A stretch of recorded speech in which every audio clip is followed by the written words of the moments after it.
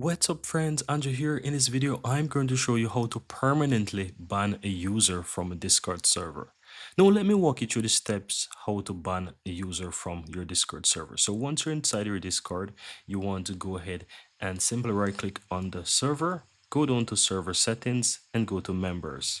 Now from here you want to find the user that you wish to ban, look towards the right hand side, click the three dots, and here you will have the option to easily go ahead and click on ban user. So you want to go ahead and click ban, and here you'll be able to choose a reason and you can ban them for a period of time. As you can see, you can do it for hours, 6 hours, 12 hours, 24, 3 days, 7 days, right?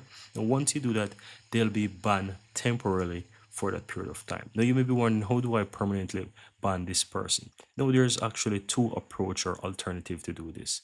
One, you can click the three dots again, and this time you can block the user from the server. That's going to literally, let's say, somehow block them or ban them. This is going to go ahead and, let's say, ban them until you decide to unban them or unblock them.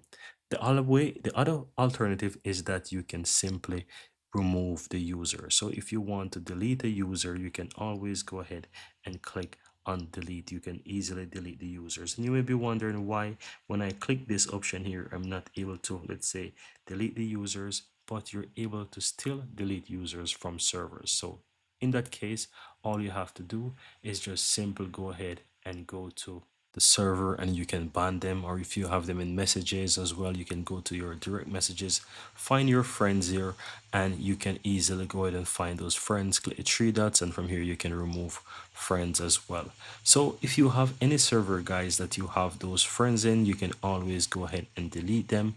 You can find those friends and you can remove them from your server, you can block them from your server, and this is going to quickly go ahead and, let's say somehow permanently block them, right? And that's it guys, very easy and very simple.